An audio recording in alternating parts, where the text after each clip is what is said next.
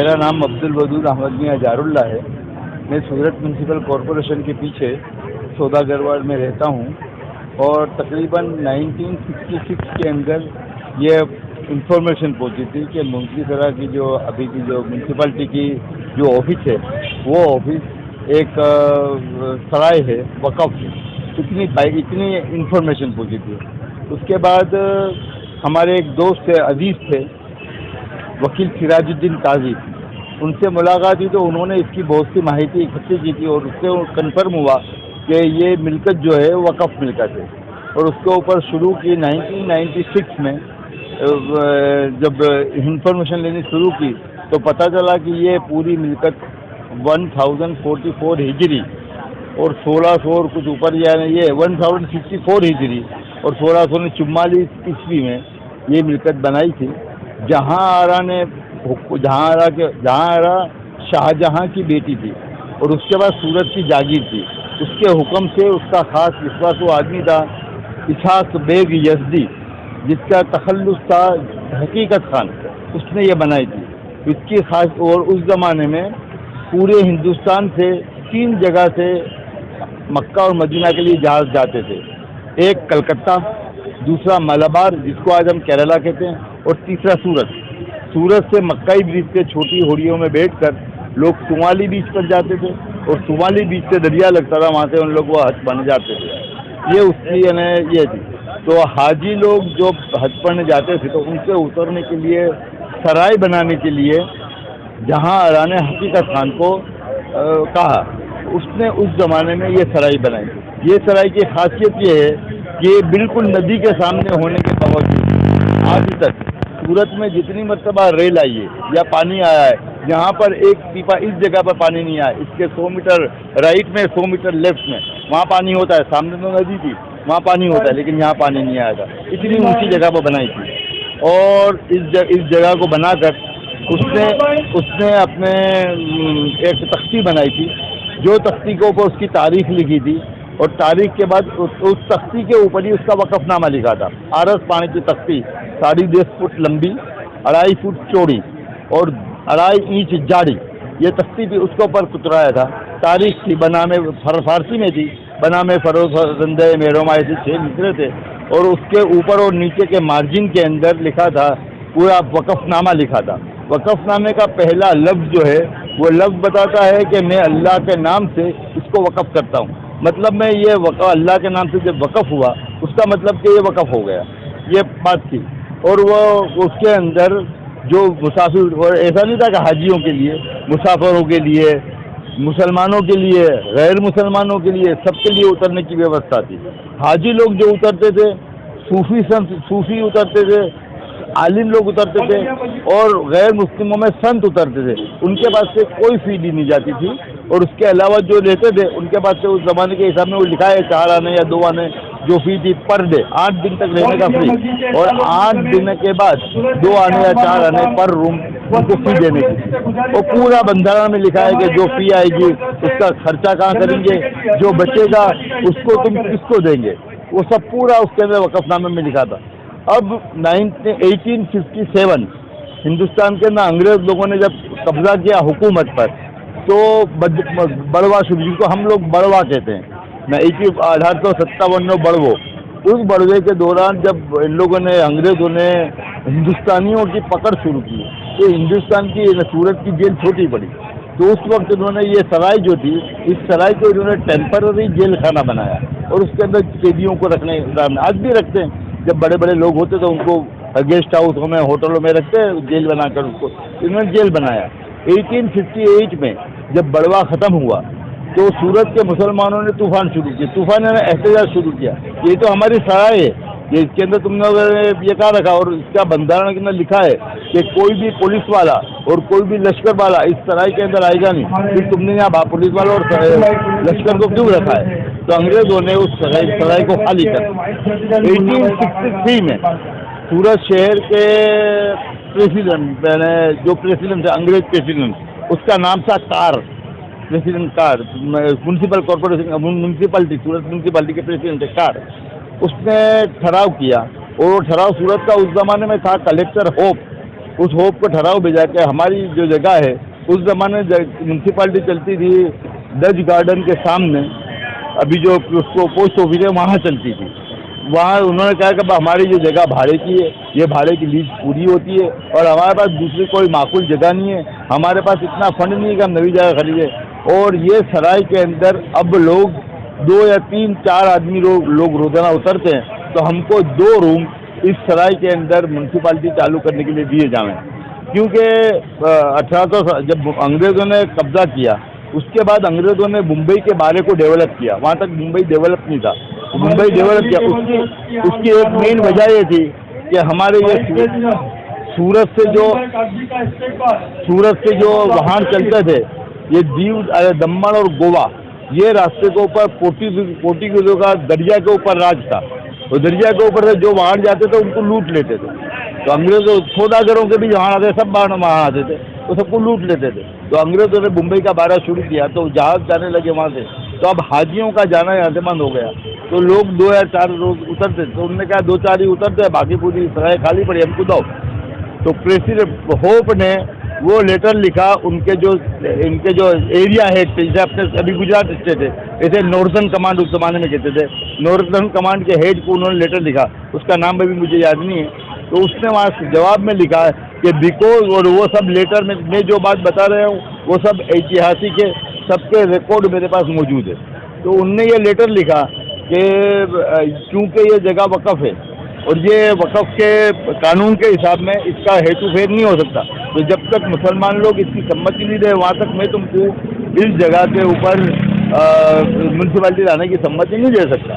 एक काम करो, उसने फिर सजेशन दिया कि सूरत के मुसलमानों की तुम ये लो, परमिशन लो, अगर वो परमिशन देते तो फिर मतलब में तुम शुरू कर सकते हो। 1863 की 1 अप्रैल को म्यूनसिपाल्टी ने ठहराव करके ये जगह के ऊपर अपनी म्यूनसिपाल्टी ऑफिस शुरू की। वहाँ पर 2 कमरों में ऑफिस थी, बाकी सब जगह में सराय थी।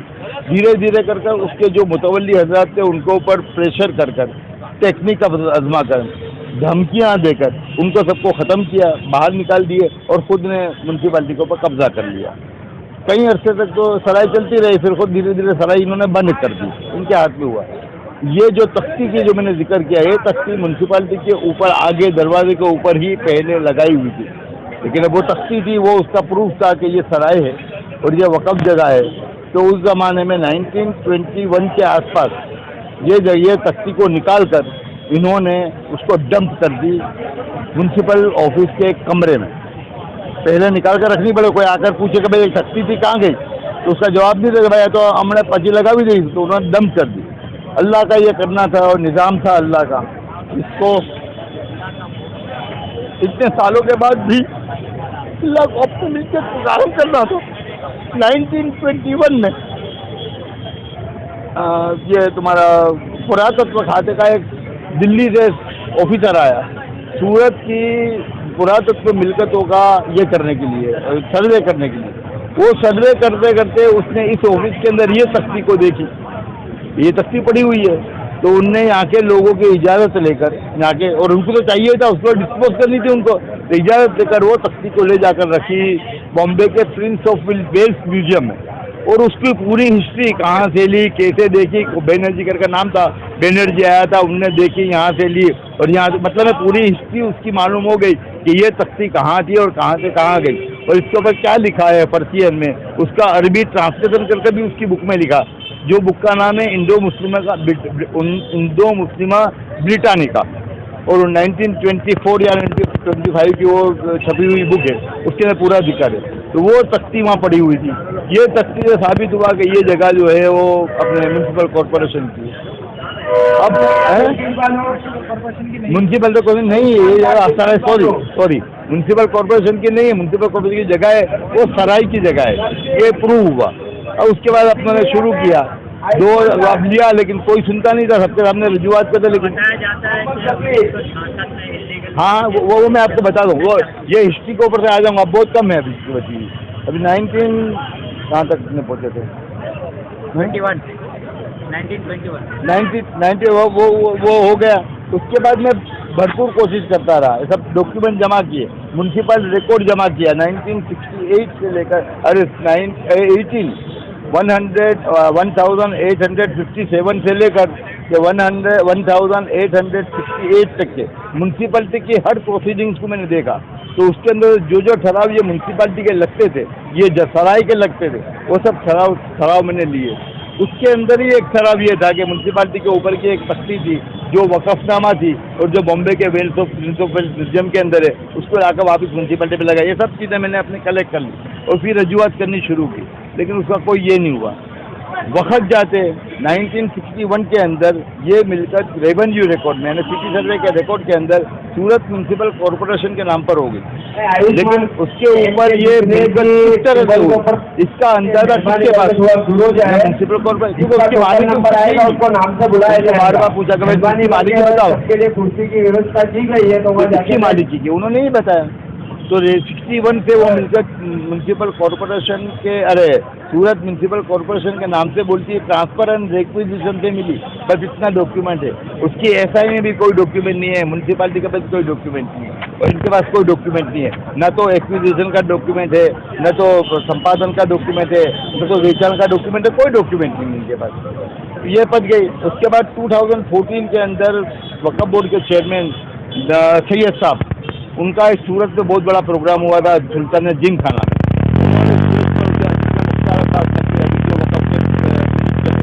उन्होंने वो भी हासिल थे। कहा है कि गुजरात के अंदर बहुत सी मिलकतें ऐसी है जो वक़फ़ मिलकतें हैं, तो हमको आकर दो, हम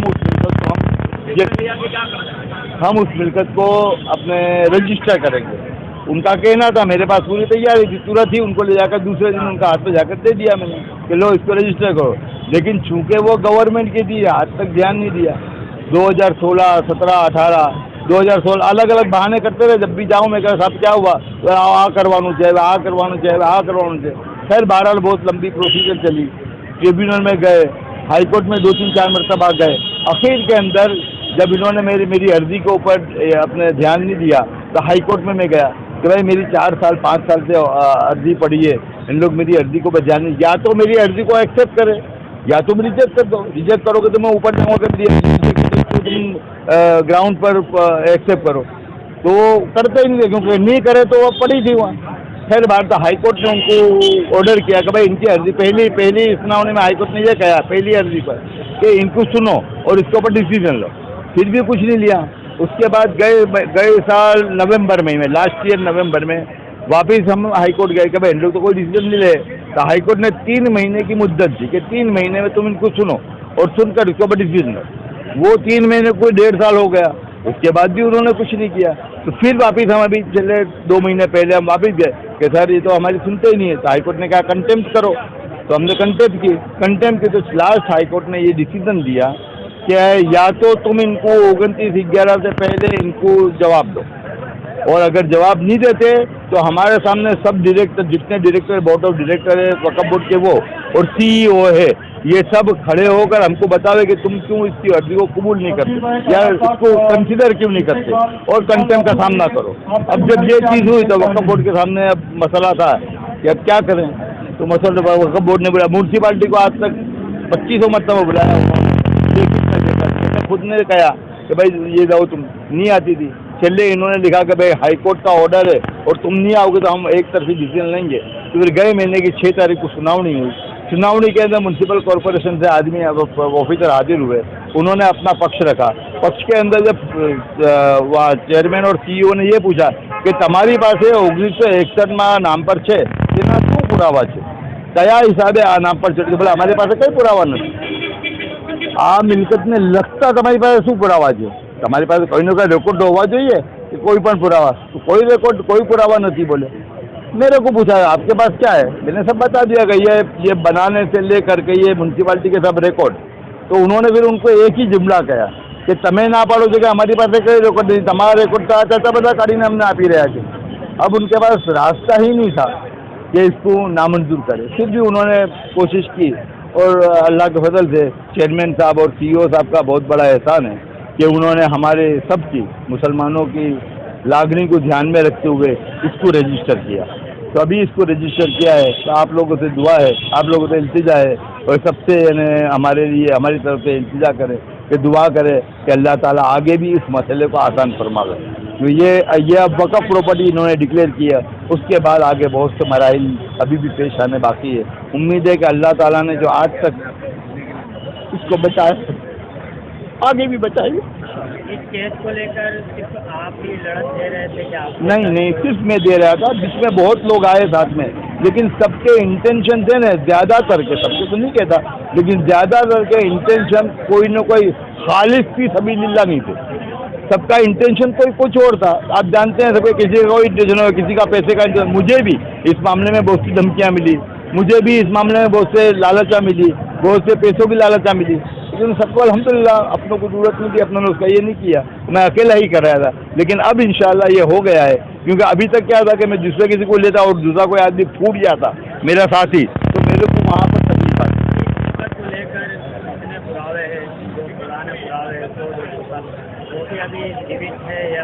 जी मेरे पास सब पुरावे मौजूद है, यानी उसके ओरिजिनल जो तख्ती है वो भी अभी प्रिंस ऑफ वेल्स म्यूजियम में है, लेकिन प्रिंस ऑफ वेल्स म्यूजियम से सर्टिफाइड रिकॉर्ड सब लेकर मेरे पास रखा हुआ है। म्यूनसिपालिटी की जो ठहराव है वो म्यूनसिपालिटी के पास मौजूद है, लेकिन म्यूनसिपालिटी ने जो ठहराव मेरे पास मैंने लिखे हैं वो सब ठहरावों की कॉपी लेकर मैंने अपने पास रखी है। कब तक आने में और कितना समय लगेगा?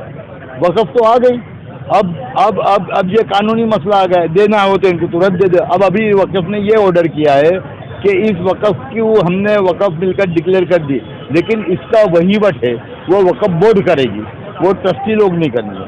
यानी हमने ट्रस्टियों के नाम दिए थे और इरादा ये था कि बाद में ये तो इन्होंने बहुत जल्दी मांगे, एक दिन की मोहलत के ऊपर सब मांगा था, जो दे नहीं रहा था। हमने इनको ये कहा था कि बाद में रजिस्टर कर लोगे तो हम आपको दूसरे नाम दे देंगे। पूरा शहर के सब बड़े बड़े लोगों को, अच्छे लोगों को, अच्छे समझदार लोगों को शामिल कर एक कमेटी बड़ी बनाएंगे। जो बंजारा में हमने दिया 25 आदमी की कमेटी बनेगी हमारी। 6000 स्क्वायर मीटर अंदाज, थोड़ा बहुत आगे पीछे 5900 ने कुछ ऊपर स्क्वायर मीटर का आगे पीछे है। आगे भी हम दुआ करेंगे कि आपको। जी आप लोग खास दुआ करें कि आगे मेरे नज़दीक अभी मेरे नज़दीक ये पहला पगथिया है जो अल्लाह ने अपने फजल से सर करवाया है। अब ये पगथिये पर हम चढ़ गए हैं तो इंशाल्लाह मंजिल तक पहुंचेंगे। आज तक मंजिल दिख नहीं रही थी, अब मंजिल दिख गई इंशाल्लाह। और आज तक सूरत के मुसलमान लोग को बेदार नहीं थे, अब इंशाल्लाह बेदार हो गए हैं। अब इंशाल्लाह सबका साथ मिलेगा और इंशाल्लाह हम इसको लेकर रहेंगे। दुआ